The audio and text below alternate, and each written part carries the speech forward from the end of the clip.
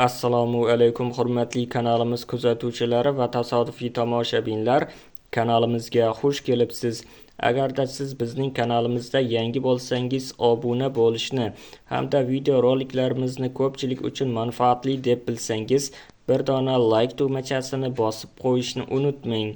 Bugungi videomiz Andijonda davlat va tadbirkorlar o'rtasida o'zaro hamkorlik yo'lga qo'yilishi haqida bo'ladi. Qonunchilikdagi yangiliklar. Andijonda davlat va tadbirkorlar o'rtasida o'zaro hamkorlik yo'lga qo'yiladi. Andijon viloyatida tashqi muhandislik kommunikatsiya tarmoqlarini rivojlantirish chora-tadbirlari to'g'risidagi Prezident qarori qabul qilindi.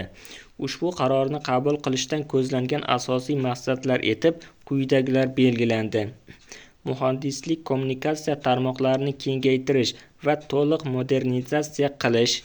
Viloyatning shahar va tumanlari, shu jumladan Andijon viloyati Andijon tumani Yangi Andijon, Bobur shaharchasini tashqi muhandislik kommunikatsiya tarmoqlari bilan ta'minlash. Investorlar faoliyatini qo'llab-quvvatlash. Shuningdek, davlat va tadbirkorlar o'rtasida ko'prik vazifasini bajaruvchi Andijon Invest kompaniyasi aksiyadorlik jamiyati tashkil etiladi.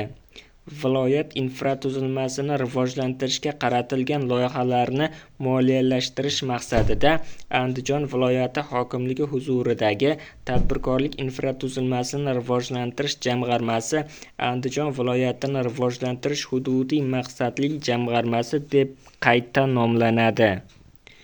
Videomiz yoqqan bo'lsa, like bosing, kanalimizga obuna bo'ling. Manba: huquqiy axborot.